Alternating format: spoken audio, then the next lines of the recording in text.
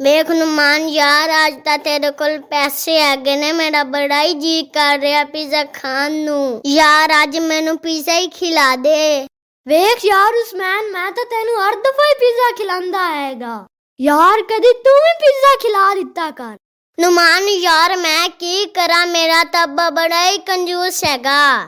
10 ਰੁਪਏ ਤੋਂ ਜ਼ਿਆਦਾ ਉਹਨੇ ਮੈਨੂੰ ਕਦੀ ਖਰਚੀ ਨਹੀਂ ਦਿੱਤੀ ਹੈਗੀ ਏ। ਮੈਨੂੰ ਇਸ ਗੱਲ ਦਾ ਨਹੀਂ ਪਤਾ ਹੈਗਾ, ਅੱਜ ਤਾਂ ਪੀਜ਼ਾ ਤੂੰ ਹੀ ਖਵਾਏਗਾ। ਯਾਰ ਮੈਂ ਕੀ ਕਰਾਂ, ਮੇਰੇ ਦਿਮਾਗ ਦੇ ਵਿੱਚ ਇੱਕ ਆਈਡੀਆ ਆ ਗਿਆ, ਚਲੋ ਉਹ ਇਸਤੇਮਾਲ ਕਰਦਾ। ਯਾਰ ਤੇਰੇ ਕੋਲ ਮੋਬਾਈਲ ਹੈਗਾ? ਆਹੋ ਯਾਰ ਉਸਮਾਨ, ਮੇਰੇ ਕੋਲ ਮੋਬਾਈਲ ਹੈਗਾ। ਚਲੋ ਅੱਜ ਆਪਣੇ ਪਾਪਾ ਗੁਲਾਬ ਸ਼ਾਹ ਨੂੰ ਬਲੈਕਮੇਲ ਕਰਦਾ। ਯਾਰ ਤੂੰ ਇੱਥੇ ਰੁਕ, ਮੈਂ ਕੋਈ ਫਿਲਮ ਪਾ ਕਿਉਂ ਨਹੀਂ ਆਇਆ। ਯਾਰ ਪਾਪਾ ਗੁਲਾਬ ਸ਼ਾਹ ਤੈਨੂੰ ਉਰਦੂ ਪੜ੍ਹਨੀ ਆਂਦੀ ਹੈਗੀ ਏ?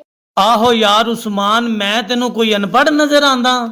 ਅੱਛਾ ਫਿਰ ਤੂੰ ਮੈਨੂੰ ਇਹ ਦੱਸ, ਇਸ पेज ਦੇ ਉੱਤੇ ਲਿਖਿਆ ਕੀ ਹੈਗਾ?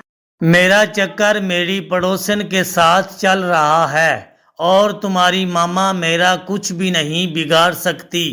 ले अल्लाह तेनू पढ़ के सुना दिता है, कोई होर हुक्म? अच्छा चलो ठीक है, एक दफा ऐ तो सुनो। मेरा चक्कर मेरी पड़ोसन के साथ चल रहा है और तुम्हारी मामा मेरा कुछ भी नहीं बिगाड़ सकती। यार उस्मान, ऐ की बदतमीजी है। यार पापा मेरा पिज्जा खान ते बड़ा ही दिल कर रहा है। ते फिर मैं की करा? चुप करके मैनू शराफत दे नाल पिज्जा खिला दे, नहीं ते ए वीडियो मैं अपनी मामा नू दिखा दियांगा।